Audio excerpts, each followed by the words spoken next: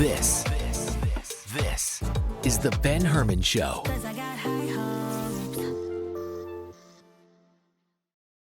Hey, what's up, everyone? Welcome back to the Ben Herman Show. We have another awesome episode ahead.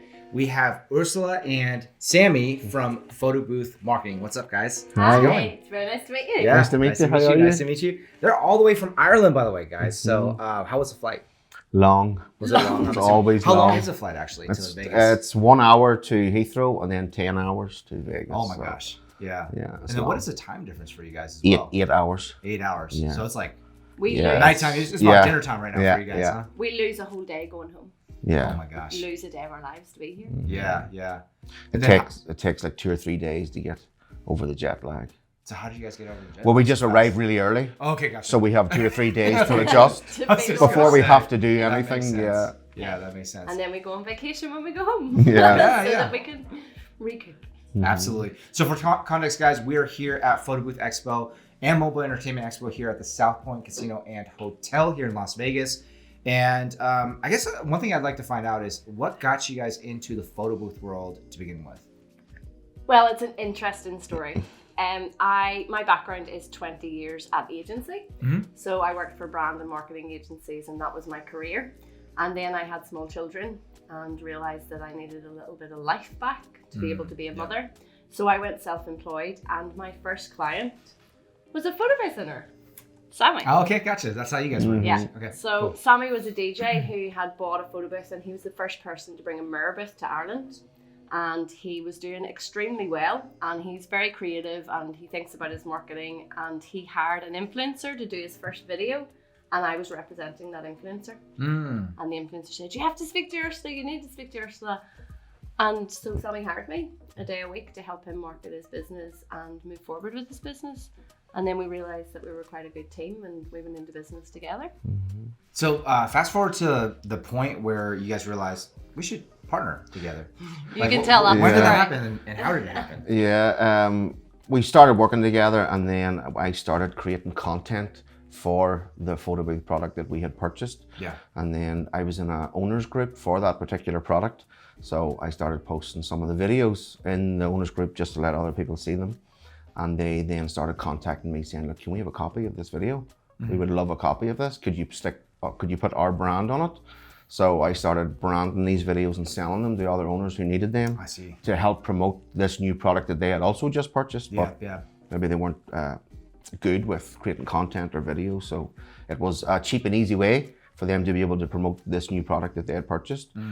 So that kind of got really busy to the point where I was doing 30, 40, 50 a week for these people. And then me and Ursula sort of said, there has to be a better way that we can help everybody here with the content they need to promote their photo booth business. Yeah. So then we created our first business, which was called Mirror Booth Club. Mirror, I'll say the syllables properly. Which is the mirror Yeah, booths, yeah, right? that was the original product But we our, have. our original brand was Mirror Booth Club because that was the content we had and that was the target audience Nice. that we were mentoring. So then we created a website where people could get access to monthly content to promote their Mirror Booth business. And then as well as that, Ursula came and she was doing the coaching and the training alongside that. And then it grew from there. So you primarily focused on the mirror booths, Yeah. and then over time, We did that for maybe 2 years and then we rebranded and opened it up to the entire industry and it became photo booth marketing then. Gotcha. I'm pretty sure at some point I may have heard come- some videos yeah, from you guys. Then, probably. 'cause, we invested in the mirrors like Yeah. they're very early on, and instead of shooting our own content, Yeah. we just bought some. This was like 2017, Yeah, so yeah, yeah, exactly. So- way It back. was possibly one of Sammy's videos. Yeah. Yep, that's awesome. That's really cool. Yeah. Yeah. Nice. Okay, and then so what are you guys now focused on?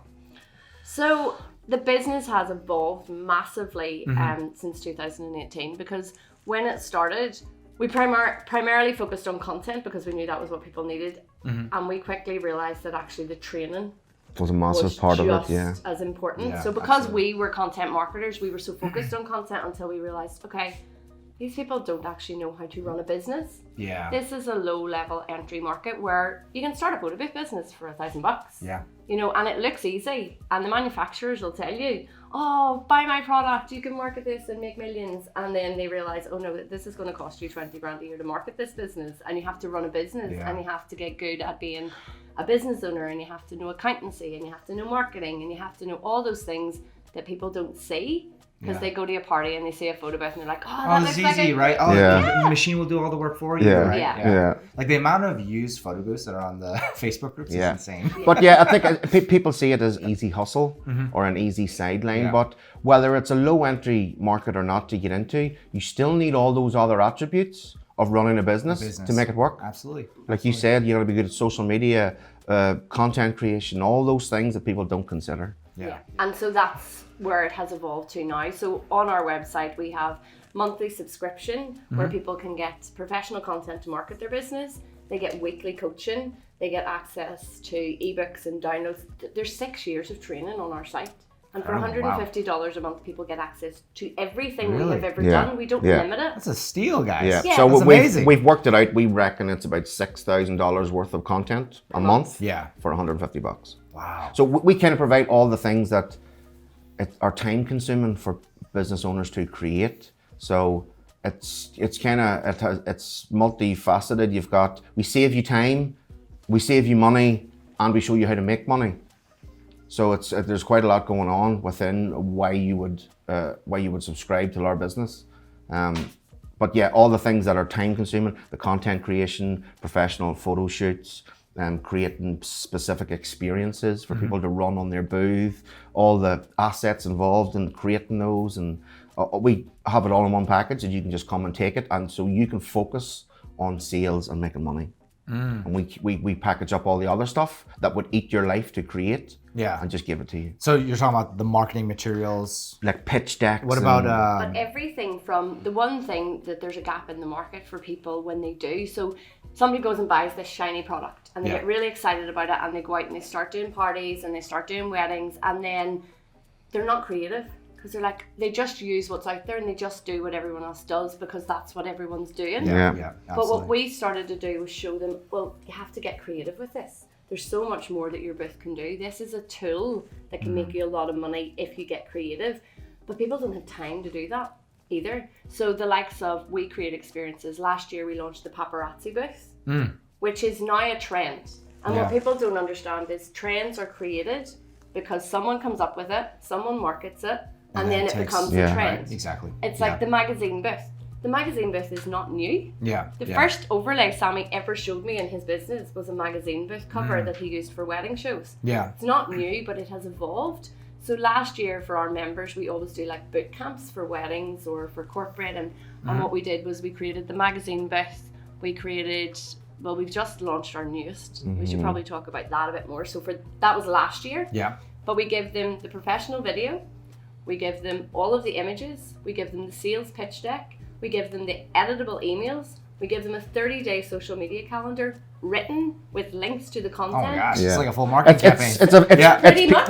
I've done for you, take this and implement this. It's a photo booth business, paint by numbers. Wow. For people that don't know what they're doing. And we love it because we get to be really creative with the concepts. So we have just launched Spotlight Booth, Box You Booth, and the Musicgram, which is really cool, and it's a concept that Sammy come up with. And what happens is because there are a minimum of 600 people with us at any one time, they all go out and run those campaigns. So it then becomes a trend. So it then becomes something people are searching for on Google. So then we're helping the whole market for everyone to go, okay, so someone is no longer coming to me and saying, do you have a mirror booth for my wedding? They're coming and saying, do you have a magazine booth? Do you have a paparazzi booth? Because we're creating those trends. We're no longer selling the tool. And well, that's what we train on. Every photo boother makes the same mistake of they buy the photo booth and then they sell the photo booth instead of the experience. Which is where that's an industry-wide problem. And it's almost the manufacturers almost have us brainwashed into thinking that's how you do it. It's great for them because they want to sell booths. So you'll purchase somebody's booth, and then you take that booth, and on your website you have pictures of that photo booth all over your website, instead of the finished product you're actually paying for. which Yeah. is the output, Absolutely. the experience. Yeah. So we're trying to. And that's what we train on. We train people to stop selling the tools they have within their business and to actually sell the service and the experience and the end. Because when a bride comes to us, she just wants a photo booth for her wedding, you know. But if you sell her the experience, that's where you can make more money. You know, if someone emails you, yeah, we can give you a photo booth, but here is 3 great experiences that work at your venue, and they see the end product. And Sammy has a great way of kind of explaining that with the summer house. Yeah, it's like hiring a carpenter to build you a summer house. He sends you a photo of his hammer.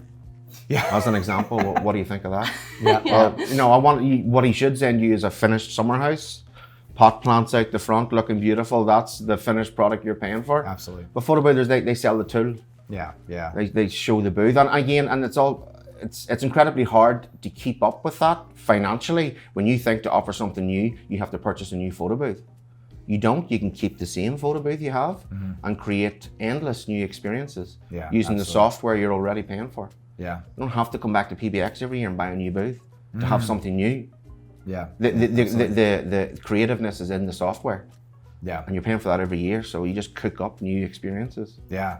The way I've also heard it told is, you know, sell the vacation, not the trip there. Yeah. Nobody wants to go through TSA and have to deal with, you know, packed airplanes or flight delays and all that kind of stuff. They care about the destination and the experiences. Yeah, that's why cruises don't appeal to me. Traveling. Yeah. Traveling anywhere on vacation is the worst part. And why would you spend a week traveling? and they let you off they let you off every other day to spend 2 hours somewhere that you just should have booked a holiday there. Yeah. You know.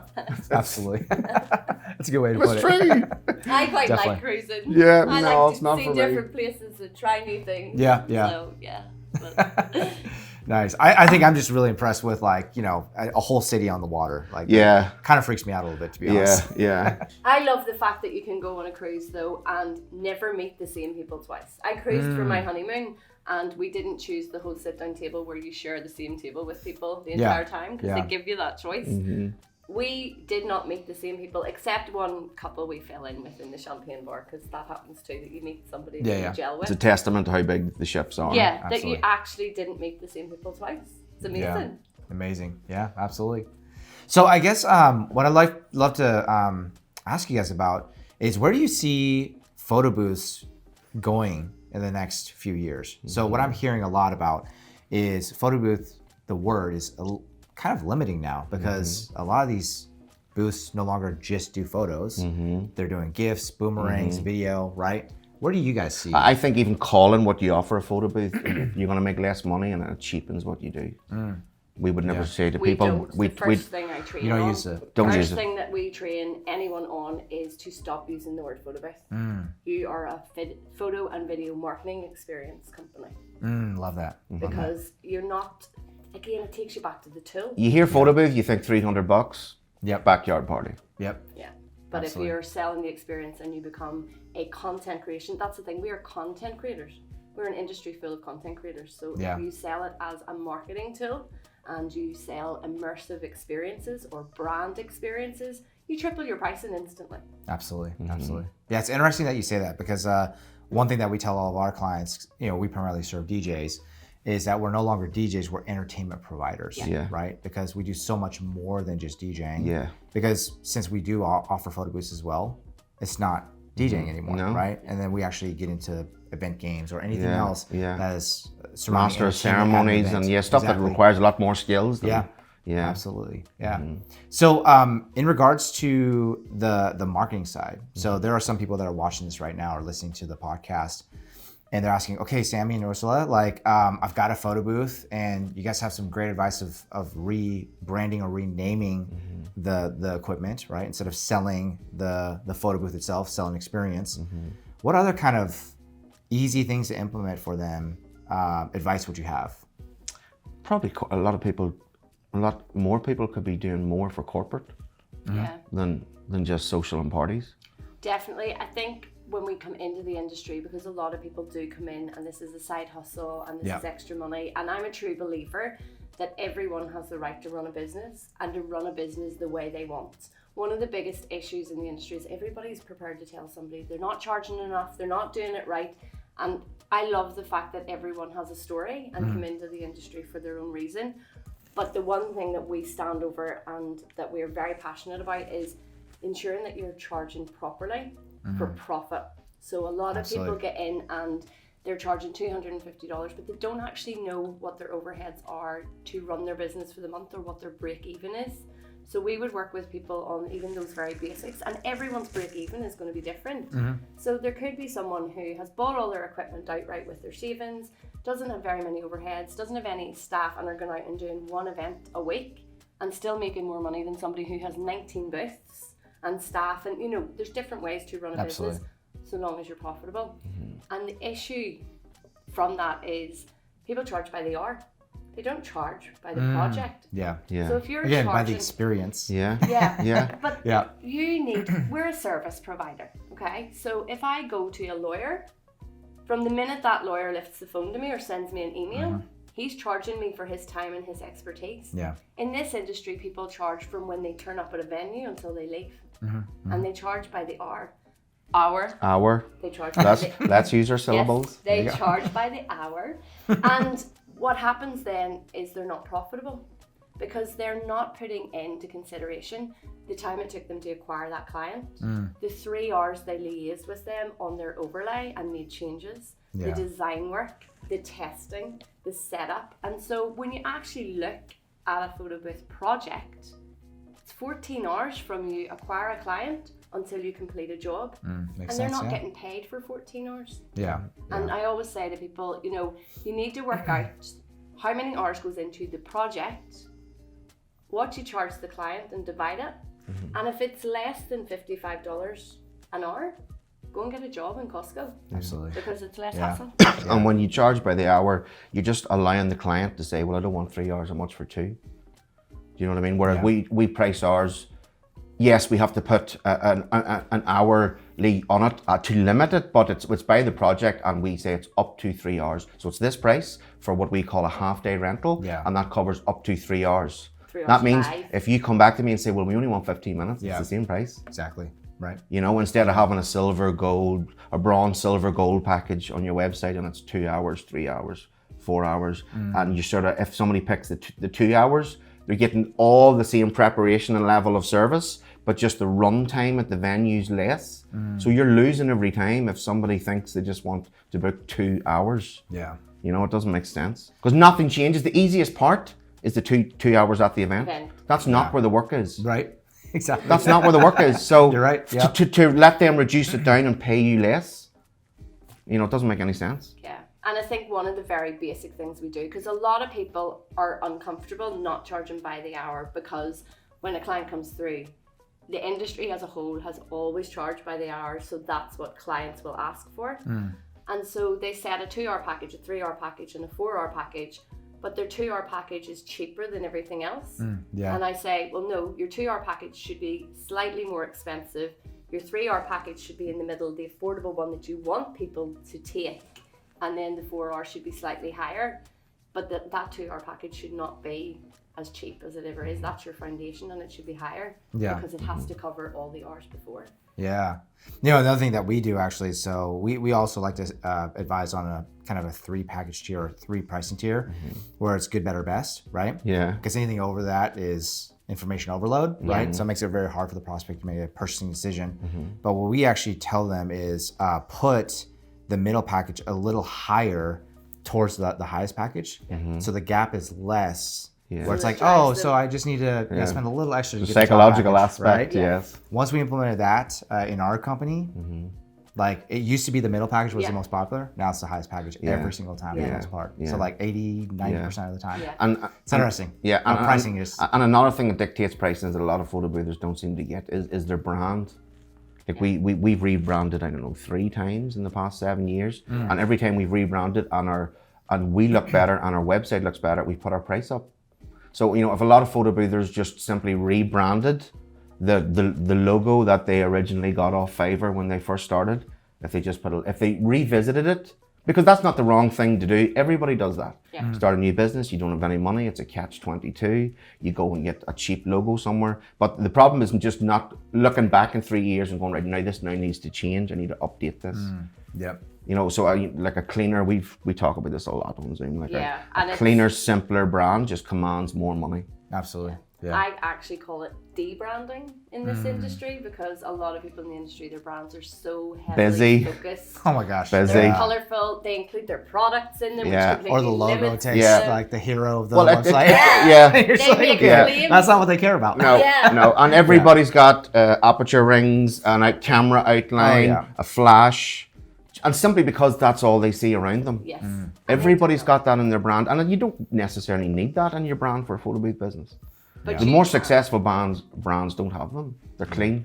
Yeah. And if you debrand and you look at how you're positioning yourself in the market, you can double your pricing overnight, and you can command that double in price because people land in. And we did it in our own business last year, you know. And you have had calls where people will be like, "I've been on your website and everything's amazing." Yeah. You look expensive. You look Yes. expensive. Yes, Yeah. I want Yeah. to look expensive. Yeah. And then they'll say, "Oh, but I got a quote from someone else for this," and he says, "But you just contradicted. You phoned me because you know I'm good at what I do. I look good. You want." And that's what the price is. The price is the price. Yeah, absolutely, absolutely. So, what about there's some people that may have one photo booth right now, and they want to figure out how do I scale to 2, 3, 5, 10 photo booths? Like, how do I get the volume? How do I get the inquiries to come in, the leads to come in? What would you say to that? Get really comfortable with marketing your business for attraction. So what people do is they overcomplicate the sales and marketing process, because there's a fine line between what marketing is and what sales are. So I always say to people, the first thing you have to do is position your brand. So you have to have a really good brand that people are going to resonate with, that it's going to be attractive. And one thing that people do in this industry too is we try to do too much. So we get into the industry and we're trying to target parties, and we're trying to do quinceaneras, and we're trying to do weddings, and we're trying to do corporate, and someone lands on your website and they really don't know what you do. It's like a jack of all Yeah. trades. yeah, right? it's like this mountain. I'll take anything as Yeah. long as you give me Yeah. money. Just Like, give me your money, Yeah. but this is all the stuff. Yeah. And so what I try to get people to do is to niche down and focus on their marketing, Yep. and to realize that marketing starts with attraction. So we use the professional videos in our business to attract people to come to you to go, "Oh my goodness, that looks cool." It doesn't matter if that video has a backdrop that you don't own. You know, when Chanel puts out a perfume and the model's spraying it on her in the advert, if I buy that perfume, I'm not going to look like that model. Yeah. You know, Yeah. marketing is about grabbing attention and doing things that are really cool so that someone will engage with you to start a conversation. Yeah. Makes The sense. next thing is then the education process. So once that person has seen your cool video, how are you going to actually educate them on what you do? And that's where the pitch decks come in. So in the pitch deck, you're actually showing them the experience, you're letting them touch and feel it and see that end product. There's no pricing in that pitch deck. That's, again, you're educating the customer. Then you move into the sales process. And that's where you're actually giving pricing. And I think it's A lot of people, simple. social medias are just, every post is a sale Selling. post. Yeah. Oh my gosh. A sale. You know, that people don't engage with that. People don't like that. So the fastest way to actually get leads in this industry is to look cool on social media. We are content creators. Yeah. Create absolutely. content. Yeah. Get people to engage with you, to want to hire your services. And if you look at the people in the industry that are doing it really well, their content is fun, it's engaging, they're talking to people, they're not afraid to put their face out there Yeah. and talk to people. And that's really what people need to do. They need to start being authentic and showing the person behind the brand. Because no matter what way you look at marketing over the years, traditionally, people buy from people.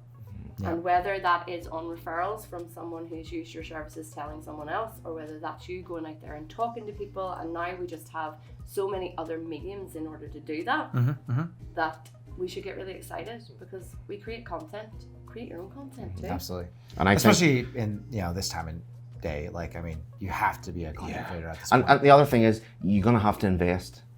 If you don't know what you're doing, the fastest way to get better at anything is have a really good mentor that's gonna elevate you quickly. And a lot of people, you said they want from one booth and they want to scale. Well, recognize to do that, you're gonna have to spend money somewhere. Yeah. Whether it's on education or you. Or trial and error. You're gonna This is more expensive, exactly to be honest. choose Oh, no. pick your hard. Right? Yeah. You Pick can your do it heart. yourself for You're 2 right. years and That's not a good get way. anywhere, Yep. or pay some money. Yeah. And if you really want to scale, take it seriously and realize, okay, I want to know how to do this. These people clearly know how to do it. This is going to cost me money. Absolutely. Like one thing that we talked about off camera was that every single one of us have invested in coaching, mentoring, Yeah. and so forth, because it's a shortcut. I mean, you can trial and error it. Yeah. It's going to Yeah. take you years potentially, right? And possibly Cost you more money. cash, right? Yeah. Especially the opportunity cost lost, right? Yeah. Versus just working with someone who's already ahead Yeah. of you, who already understands the Yeah. formulas and so forth. It's even when people say to me, I'll say, how long have you been in business? Oh, 3 years. Excellent. How many leads do you get in a month? Well, like sometimes, and they don't know. And I'm like, are you running Google Ads? Oh, no, we haven't done that yet because we can't afford it.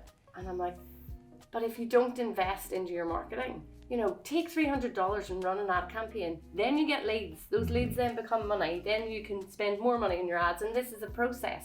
But people are afraid because it's a world they don't know either. So I'm really glad that you actually said that, because I was just about to ask if you guys fall into organic or paid or both, right? Because 9 times out of 10, I'm sure you hear this too in our industry. And really, it's not just, I think, in the photo booth or DJ industry. This is small business across the world, right? Absolutely. When you ask them, what's your marketing strategy? They say, oh, word of mouth referrals. That's 90% of the way, right? Which we love referrals and we don't discount it.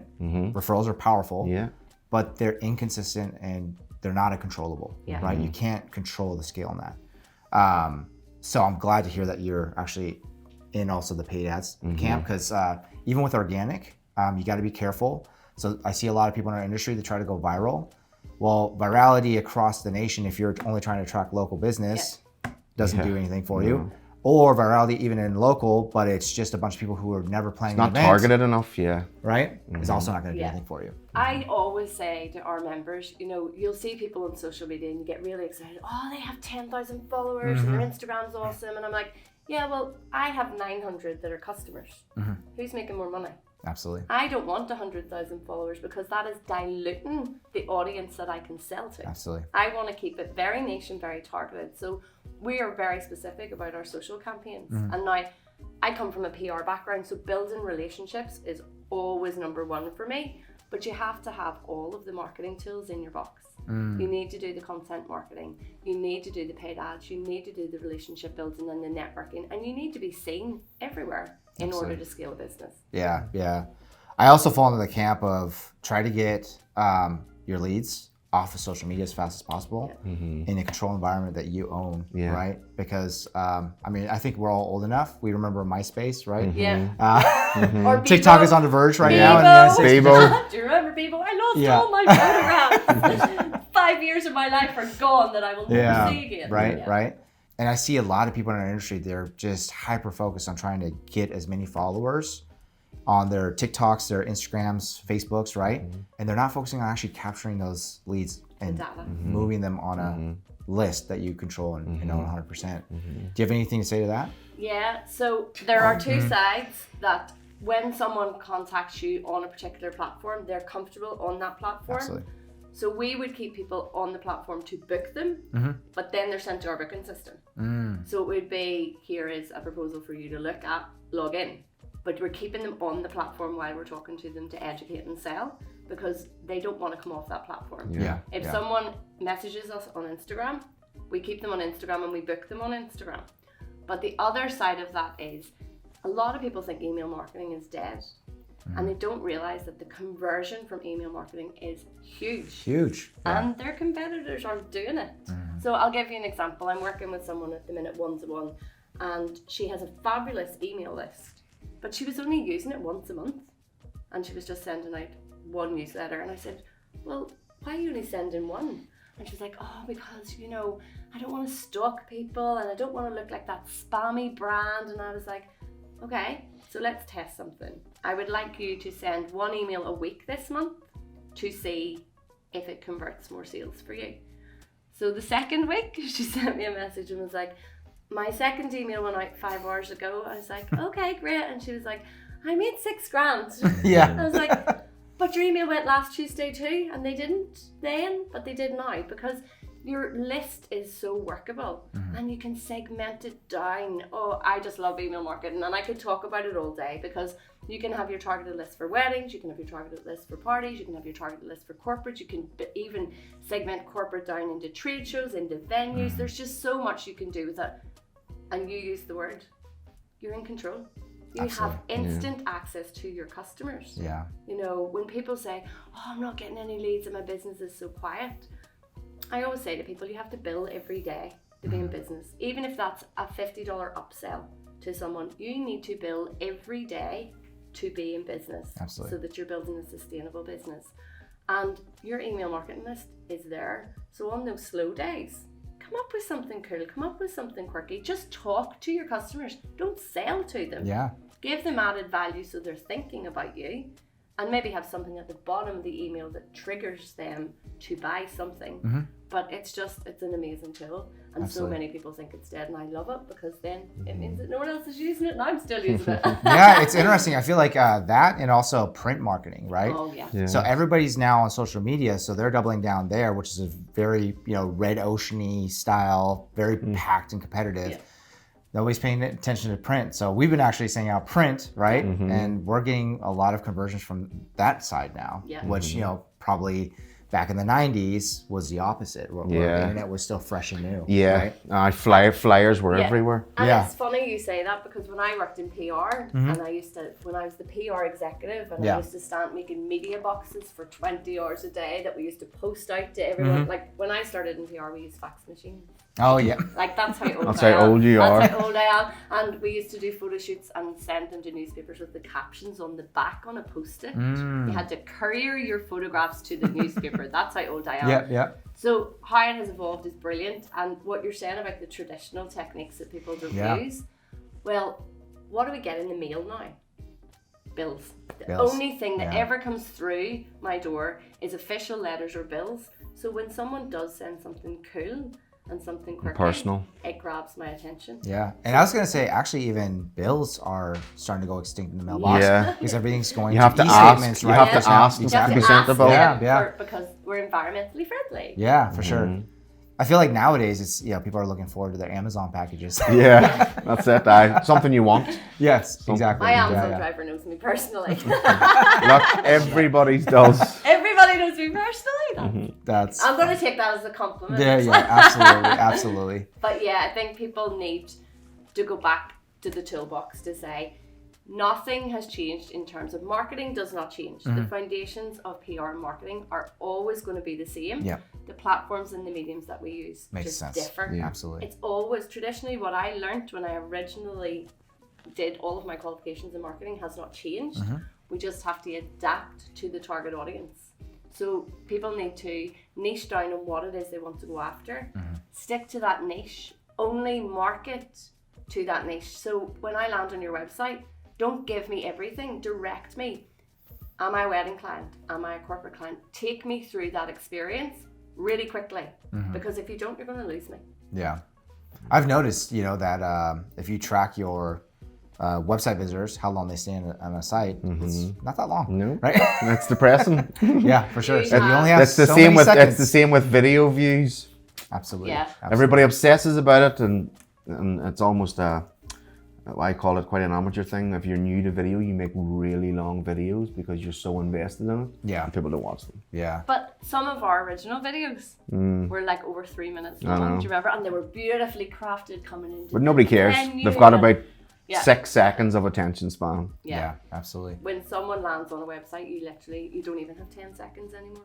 It Which is- means you have to capture that lead as quickly as It has to possible. look really right? good, really Absolutely. really So interesting. that way you can follow up, right? Really Yeah. quickly, yeah. Yeah. And people don't ask. People are afraid to ask people to take action.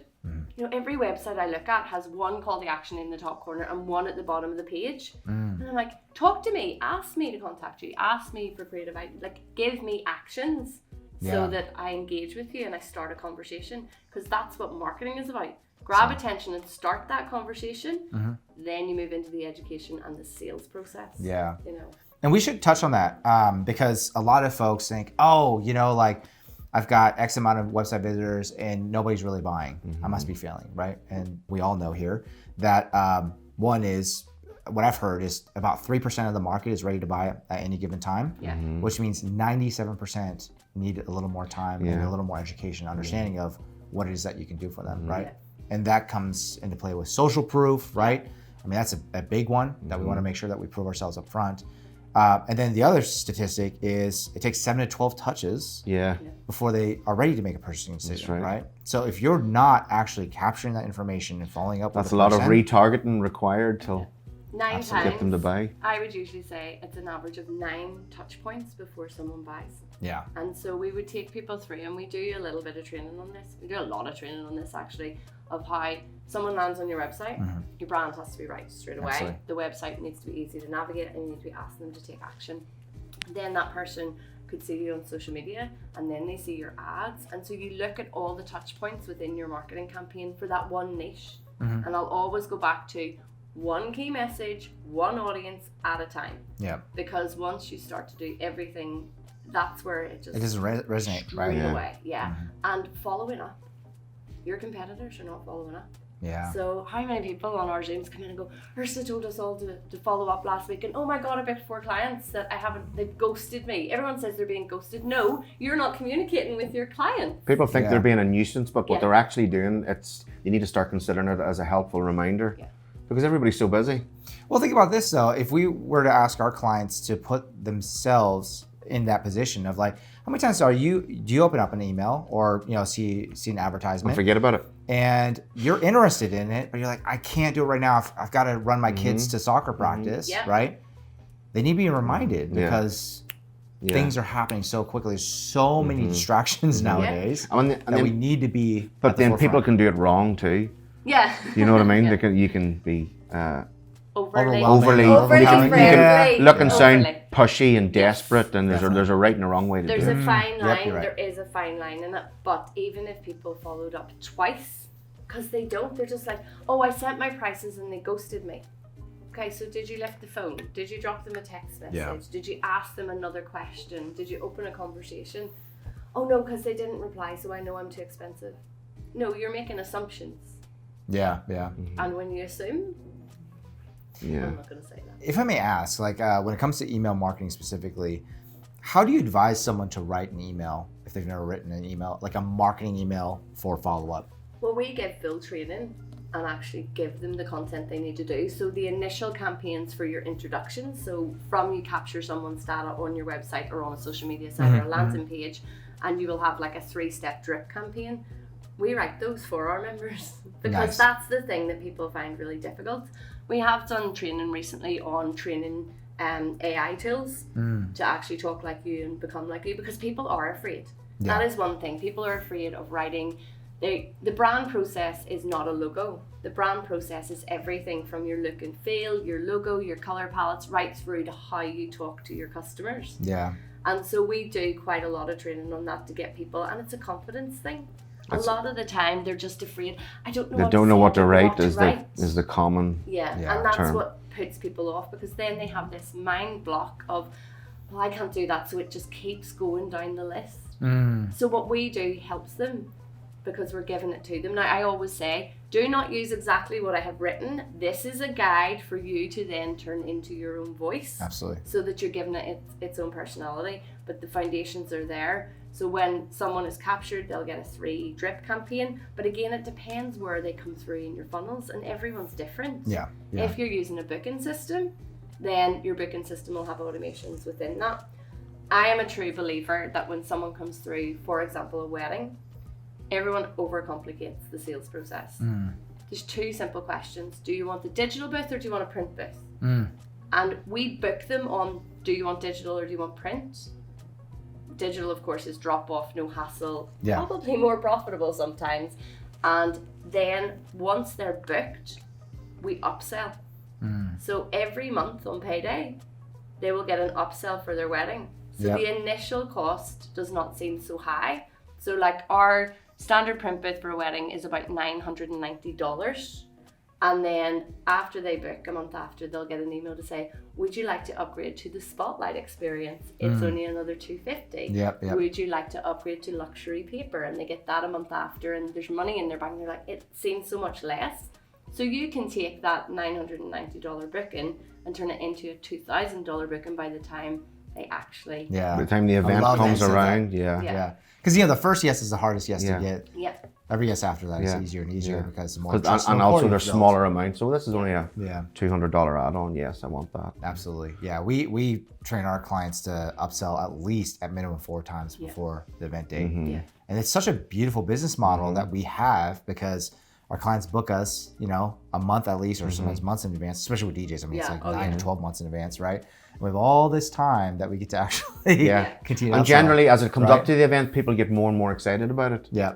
So they're more inclined to buy more stuff to make their event cooler. Oh, as it comes up to I was it. that bride. I remember having a budget sheet for my wedding and everything was all there and I knew exactly what I was spending. Yeah. And then when I looked after the wedding, in the last 3 weeks, I'd spent another $8,000. Yeah. Do you know, it was just because I went to see the florist and she showed me these little sparkly things, but it was another 300, you know. Yeah. And it's just how the market is. And I worked for and did the event management for the biggest bridal show in Ireland for 8 years. Wow. So I have seen it all. Yeah. You know, and it's very interesting, but people try to oversell. Yeah. So with a bride just wants a photo booth. Don't overcomplicate this.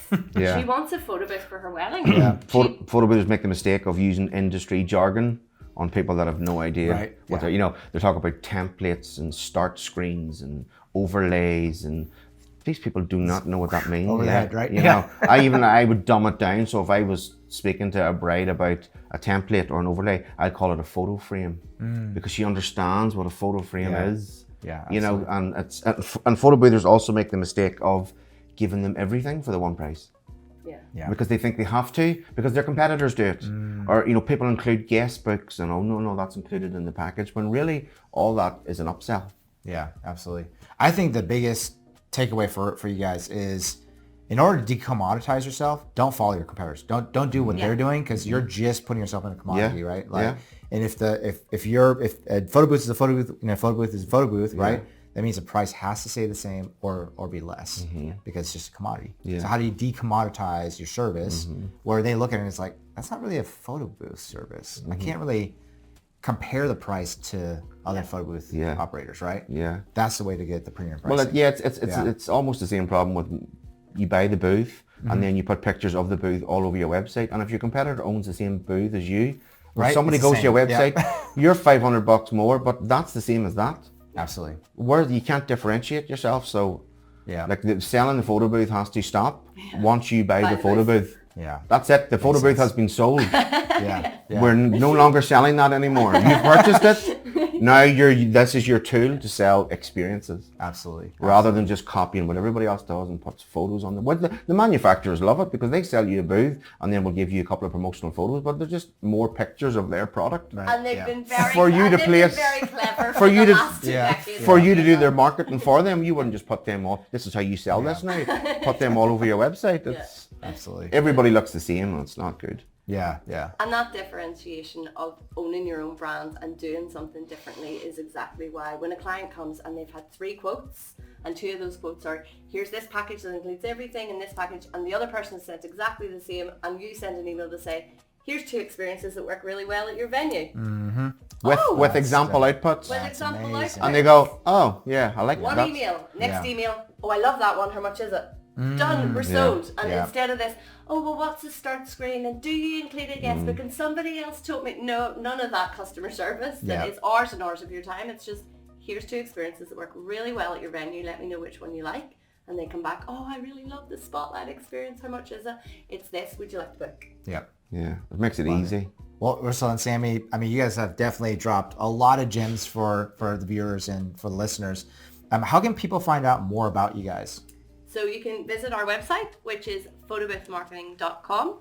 There's lots of options on there, from just training. If you have your own content and you're a great content creator, you can just sign up for training, or we have lots of training and content packages and content only, and there's loads of stuff on there. So Nobody is, I say this all the time, nobody is disappointed when they join. Everybody is overwhelmed. Yeah. Everybody joins and goes, oh, no, I didn't know what I was doing. Yeah, And that's great. we also have a basic free course that people can join up for, just very basic if you're just starting out, with all the basics that you need. So you can register a free account on Awesome. our site and access. Get that. access to the course. Wow. Well, thank you so much for being Brilliant. a part of the show. It's been a pleasure. Thank you Yeah. for having us. Thank you. Thank you. Yeah.